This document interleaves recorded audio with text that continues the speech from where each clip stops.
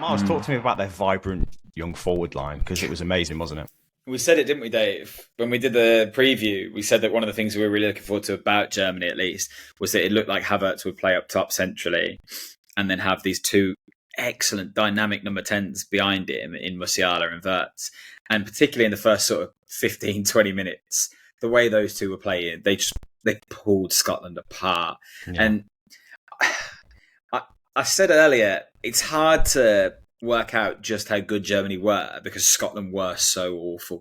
And I was disappointed in them, I'll be honest. When you are the underdog in any game and you're a team like Scotland, the thing that you've got on your side is the tenacity and the effort and the passion that they seem to have built a very like club side mentality. So if they've got that, what you expect is high energy, pressing, flying into challenges in the right moments, not inside the box 2-footed like they chose to in that moment, and really giving Germany no space. But actually, Germany had all the space that they needed. And if you're going to give someone like Toni Kroos miles of space in the middle of the park, with players like Musiala and Wirtz moving in front of him, you are asking for trouble. And Germany exploited that really, really well. They obviously identified. I don't think that would have been their game plan necessarily, because they wouldn't have expected Scotland to allow them that much room on the ball.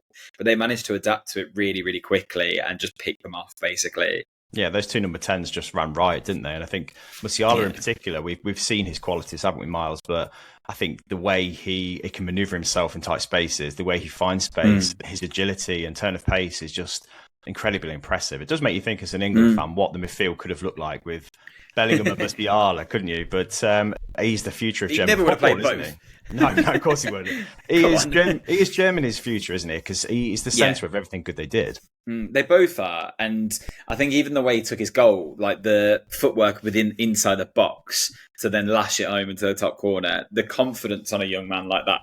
You're in a home tournament, it's the opening game, you never know what to expect, and he just lit it up. And between him and Wirtz, who, honestly, I think Wirtz is in with a shout for the Ballon d'Or this year. Like, he's been sensational at Leverkusen, and if Germany can go all the way in this tournament as well, he will be integral to it. And that is a frightening thing to think that will be the next 10 years of German attacking football sorted. And we've seen what someone like Thomas Muller did, coming into the German side at a young age, being a mainstay in tournament football and really being decisive in key moments.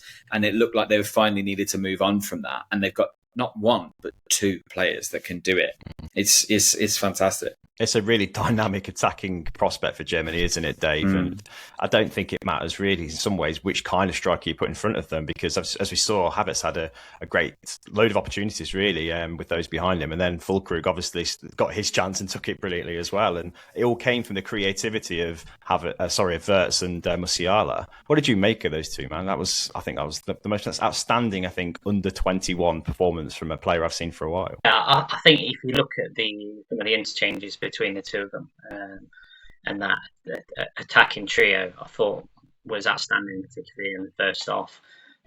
Clearly, they've got a really good understanding already, and I think Nagelsmann's done a really good job with this Germany team in such a short space of time.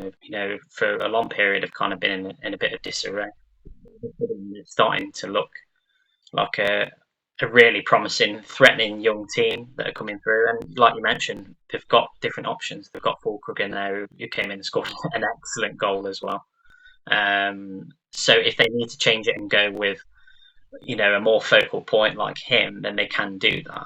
I'm just looking to see how they progress throughout the tournament, because like Miles said, I think there's still some grey area there as to just how good they are. And I think it'll be interesting to see how they do against some of the better teams.